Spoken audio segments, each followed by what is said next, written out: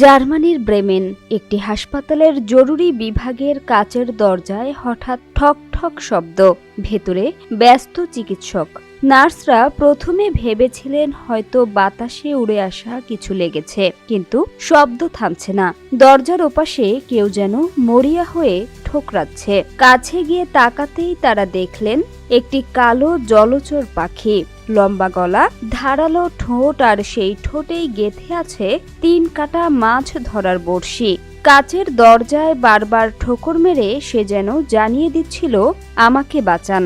হাসপাতালের কর্মীরা বিষয়টি টের পেয়ে দ্রুত ব্যবস্থা নেন।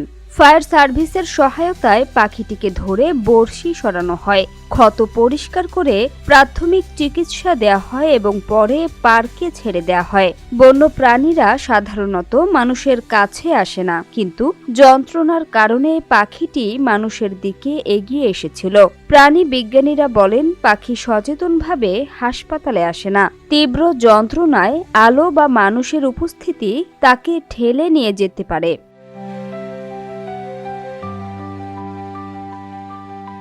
ঘটনাটি সামাজিক মাধ্যমে ছড়িয়ে পড়লে মানুষের ছোট সচেতনতার গুরুত্ব উঠে আসে।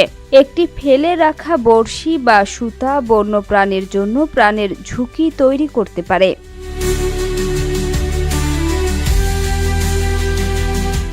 ভাগ্যক্রমে চিকিৎসক ও ফায়ার সার্ভিসের দ্রুত উদ্যোগে পাখিটি পুনরায় মুক্তি পায় এবং নদীর দিকে উড়ে চলে যায়। এটি আমাদের স্মরণ করিয়ে দেয়, প্রকৃতির সঙ্গে সম্পর্ক শুধু উপভোগ নয়, দায়িত্বও।